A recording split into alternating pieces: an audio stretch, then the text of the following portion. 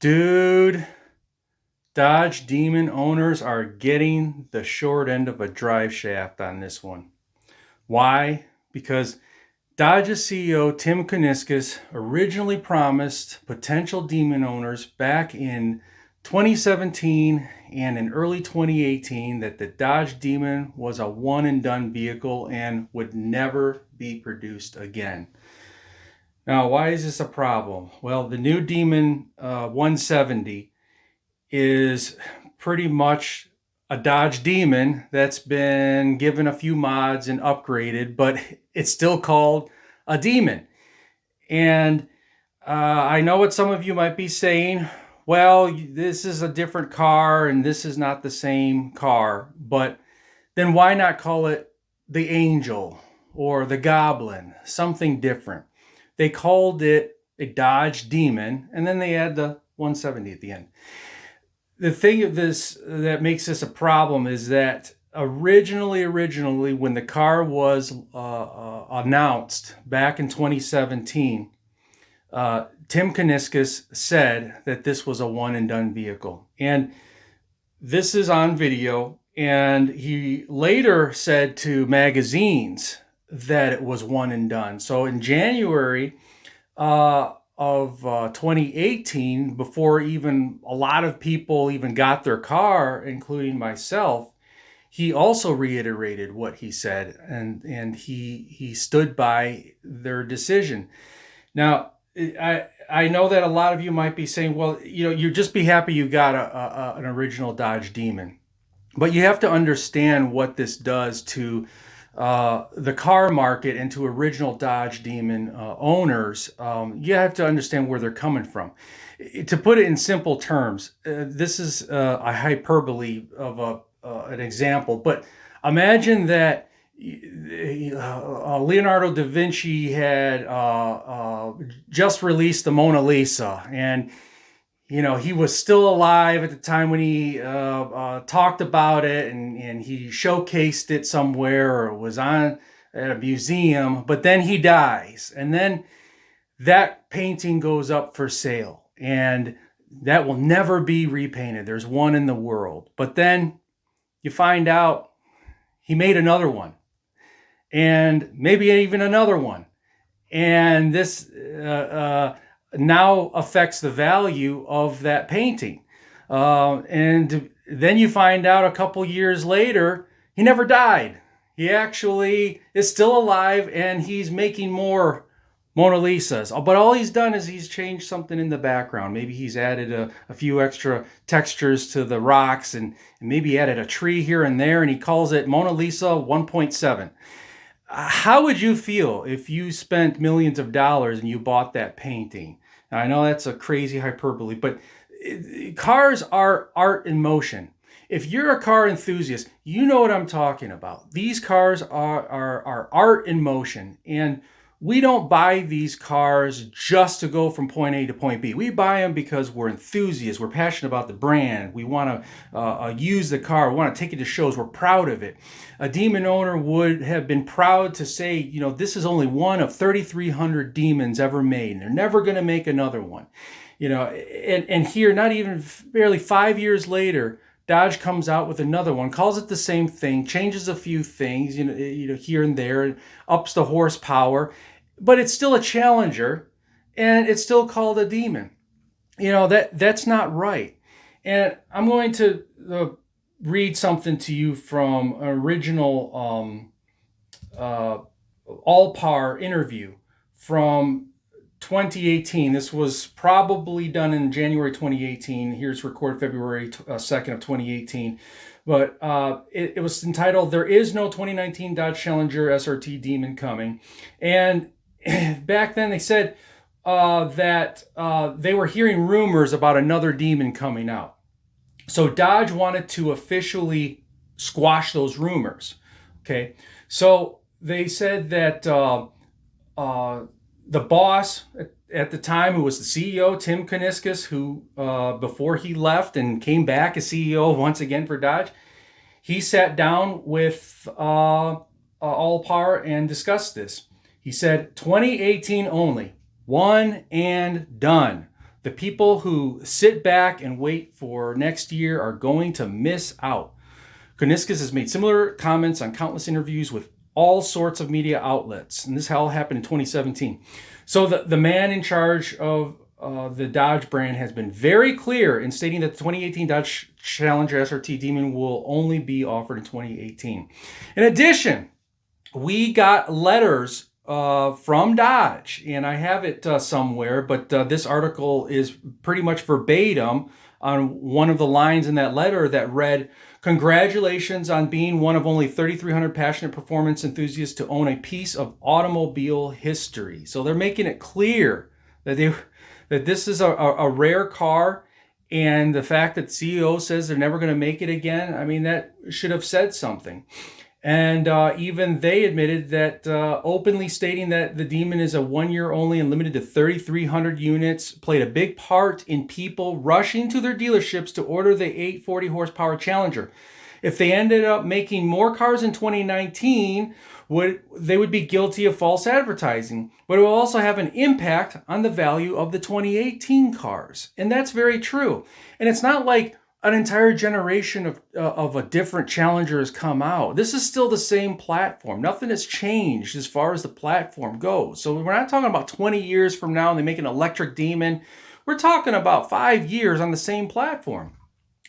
These cars were purchased by some people as collectibles that will someday be worth more than they originally paid. They expect to make money on these cars based on the fact that they are limited to just 1 year, 3,300 units. But if the company ended up making another 3,000 later, it would have a massive negative impact on the value of 2018 models. And then the article goes on to say, in short, if Dodge went back on what they said and they made more than 3,300 Demons for public purchase, they would face lawsuits for false advertising while also being liable for the loss of value.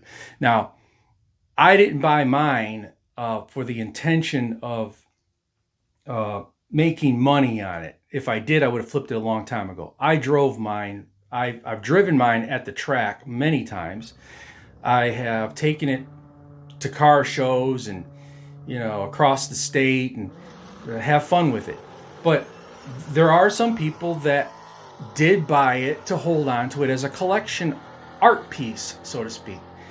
And I can't knock them for that. I have a friend who has a mint condition, plum crazy Demon, and he will not drive it. That's his prerogative. He can do whatever he wants with it. He bought the car brand new. But think about the people that, paid over sticker for this car. Originally being told by the CEO that they would never make another one ever again. And it's, a slap in the face to the brand loyalty. I've owned 3 Challengers, including this Demon, and many other Dodges in the past. And I just hope that the company would have been loyal to us Dodge fans, And even the unofficial ambassador, Herman from Demonology, has recently said in one of his recent videos that he's a bit upset and trying to find a dealer that will give it to him, an allocation at MSRP. And if he can find one at MSRP, more power to him. But even if he can find one at 50 over, it's going to be tough. And the problem is, you have probably the guy who is the brand ambassador, okay, without actually having the title. I mean, I've been following him for 5 years when he first got his Demon. This guy is a die-hard Dodge fan, and you have him in this video talking about picking up a Mustang now, because where's the loyalty? If Dodge is not going to be loyal to him, why should he be loyal to them?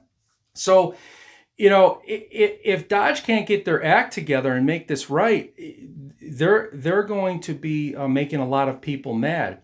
And just to reiterate, Tim Kuniskis himself stood by his comment many months, in fact, a year and a half later. And I'll pull up this article. He was quoted as saying, "I was serious about what I said in the reveal I promised. We'll never do another Demon." That's what he said. to Motor Authority. And I happen to own a Demon, so it's actually personal to me, he said.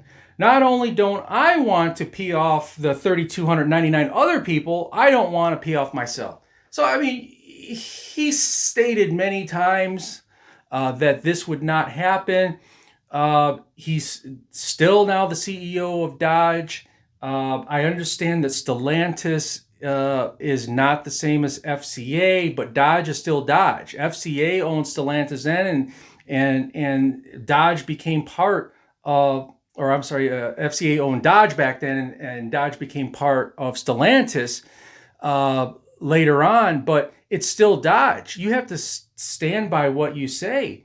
You know, it's not right when dealers are charging $100 over sticker, and you know, original Demon owners don't have a chance to get it. You know, because we were promised that this would be the one and done. So Dodge says, well, we'll be able to VIN match you with another one if you get an allocation.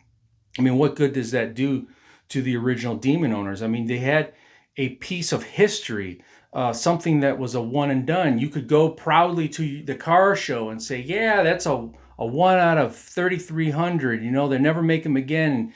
And how many original Demon owners are still left? You know, it's probably less than 1,000. I would take a gander. There's probably somewhere between 500 and 1,000 original Demon owners left, because they probably they've sold them by now. But now you can't say that.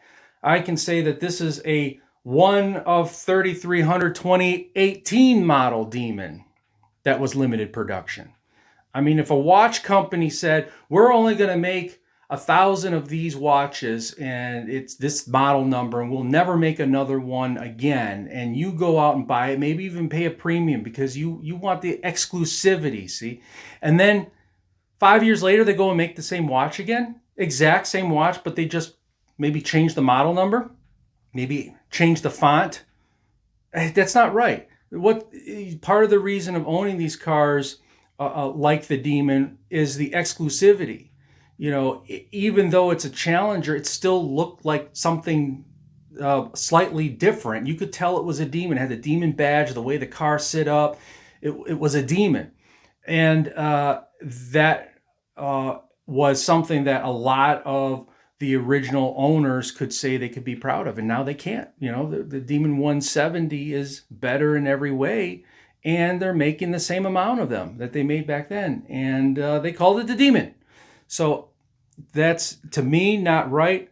I'm curious what your thoughts are. Be cordial. If you could post your comments, but we're not berating each other or attacking each other about this. You know, I want to be a Dodge fan, but after this, it's really hard for me to stay loyal to the brand. I have owned other brands, and of course I have a McLaren, and I've owned Ford Mustangs, and guess what? I yesterday put an order in for the Dark Horse, and so I'm now at the point where I don't really need to be a Dodge fanboy anymore because Dodge wasn't loyal to me. But that's a whole other topic. So I'm curious what you have to say about this, and that is all. So make like a tree and get out of here.